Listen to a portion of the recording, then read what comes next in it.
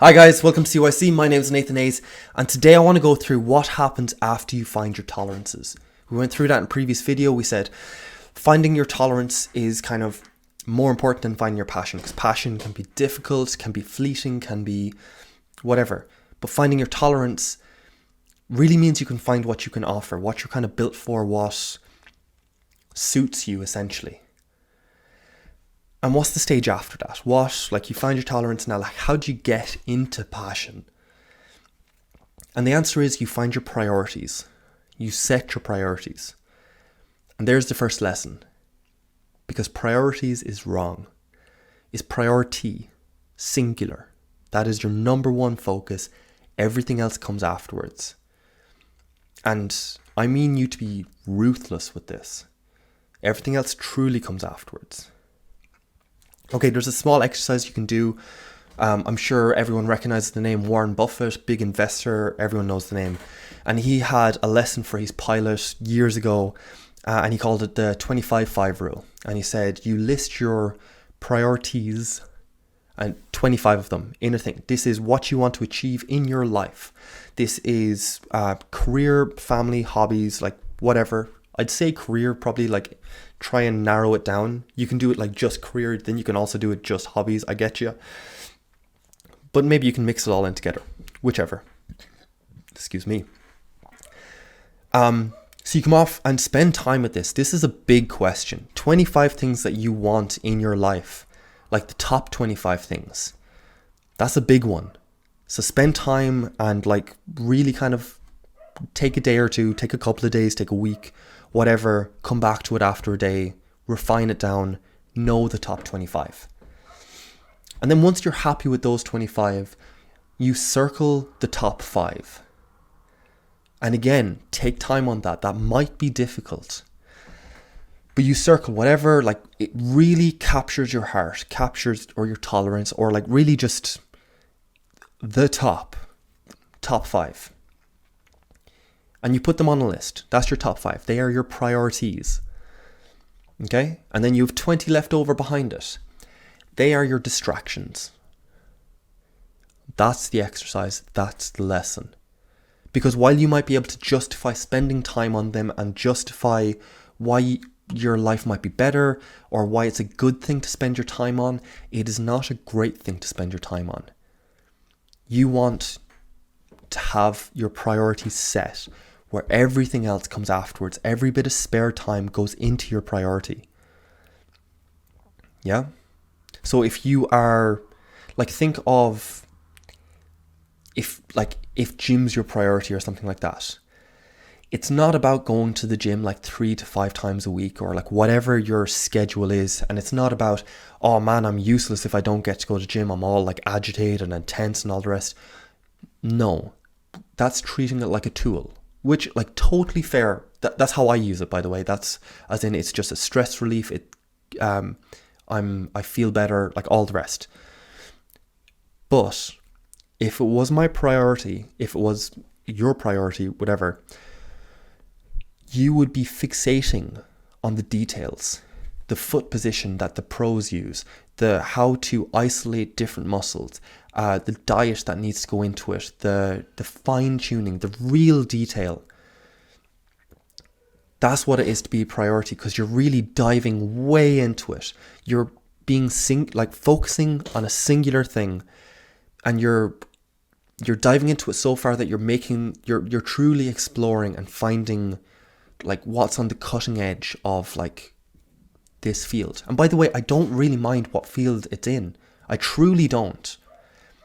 But it's imperative to be an expert in one field and not a jack of all trades in all of them. Because if you are spread too thin and have too many priorities and all the rest, you will be kind of just picking up common knowledge in all of them. But you'll never be diving far enough into it that you're truly exploring and truly discovering and being specializing yourself. To do that, you need to have a singular priority. You need to narrow your focus and truly know what you want. If you think of Neil Armstrong, the cyclist, cycling was truly his priority. As in, like, we all know he took like steroids and all the rest, and that is like diminishing his health, and like I totally get it.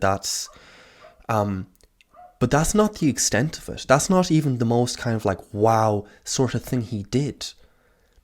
Okay, cyclists atrophy their arms to make. Sorry, okay, atrophy is when your muscles aren't being used and they essentially like shrivel up. They kind of die off or whatever. This is like, you're thinking like concentration camp Nazi, where it's like Skeletor. Like your arms are like that. And if you look at the cyclists, like look at the, like, I don't know if it's practiced anymore. I just know it was practiced when he was doing it. And his arms were thin, like really thin, to where if his whole body was like that, you'd be really worried. And even though it was just his arms, you're still kind of worried. And his legs were like cyclist legs. And it was just to optimize his body. Not because it looked nice or anything like that, but because it served the singular focus, the function of cycling. So like honestly wasn't even functional, because like to atrophy your arms, it means you do not pick up anything. You're making your arms like past lazy. You're making them like useless. You're choosing to have them be useless so that, and all to optimize like your weight or whatever, so you can cycle further or like whatever. Like, I don't know the exact science behind it. Essentially, it's just about weight and stuff like that. But yeah, that's like, that takes a lot of effort and is very intrusive to your like just everyday life, and is a big thing. And essentially, that was his priority. Everything else came second. His functionality, his appearance, because it didn't look nice. I'm sure family and friends came second. I'm sure other hobbies, like everything else came second. That's what a true priority is. So yes, Warren Buffett has your 25-5 rule, and you've like 5 priorities. Maybe you prefer that. Maybe. I would argue that you pick your number 1 priority. Know what comes first. And maybe you've like a second and a third, but you need to know clear in your head that number 1 is truly number 1. And if there's a fight between it and anything else, it comes first. And I will put in the caveat, I know maybe some of you have families and all the rest, and when push comes to shove, if you really had to choose, family will come first, always. But push is not coming to shove. No one's making you make that decision. You are living in your everyday life, where you don't have to directly choose one or the other. You just choose how you spend your time. Your family will still be there afterwards, or your hobby or your job or whatever will still be there afterwards. So it's not all or nothing. In that setup, what's your priority? And it might not be family, and that's totally okay, by the way. As in, like, your family can be really important and just not your number 1. That's every CEO. That's every like top tier lawyer or top tier businessman, or like at the very top, like Elon Musk, for sure. As in, like, I'm sure he has a happy family life and all the rest, but I'm sure they've agreed to just accept the fact that his number 1 is his projects, all his companies or whatever. So I'm sure they've had that discussion, and I think you will find that as long as you're being honest with yourself and with the other person, they will accept this part about you as well. It is part of who you are or what you do, whatever. And all they need is like a certain amount of time with you, or a certain amount of effort, or like whatever else. They might, like, don't be afraid of that. I don't know if any of them are demanding for them to be your number 1. So have that conversation, but sort it out in your mind first. What truly comes first? And we're not on about how much time is spent in it. We're on about what do you obsess over? Because that's what comes after tolerance. It's not actually passion. Passion is this like childhood wonder of like, oh my God, I found out this new thing and it's like so much fun. And you will have that, but it's like happiness. It's a moment. Happiness is like, yeah, I'm really happy. Like you can't stay there. It's a moment. It's the same with passion. It's a moment of discovery, of finding. It's like, hey guys, can you believe this? But eventually it will just be part of your knowledge. What you really want is obsession. That's what Neil Armstrong or isn't Neil Armstrong? Or is that the astronaut? The cyclist, or Elon Musk, or Steve Jobs, or any of these other guys or girls, whatever, that are like just at the top tier. They are obsessed. And that's exactly the word. And that's what you're actually aiming for. You're aiming for tolerance, and then you are aiming for obsession. And you will enjoy your moments of passion and enjoy the moments of discovery and, oh my God, like eureka moments. This is so cool. They are a byproduct, and success is a byproduct.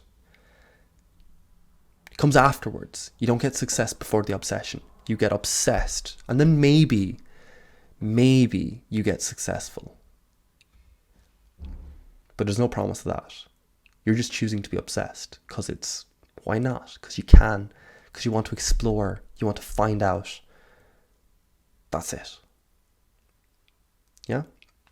Okay, so that's the video for today. Hopefully it's not too harsh. Hopefully it's not too demanding or whatever. And maybe it is. And maybe you're just... Oh, I don't want to blame you. Sorry. But there's a season for everything. There's a time for everything. And maybe your time is you're trying to find your tolerances first. And maybe you need to spend time finding that. And then once you're bored of that, watch this again, listen to it again, and then find the obsession. That's the lesson for today. Okay, so as always, or for this month, I will see you again tomorrow, guys. I love you guys. Bye.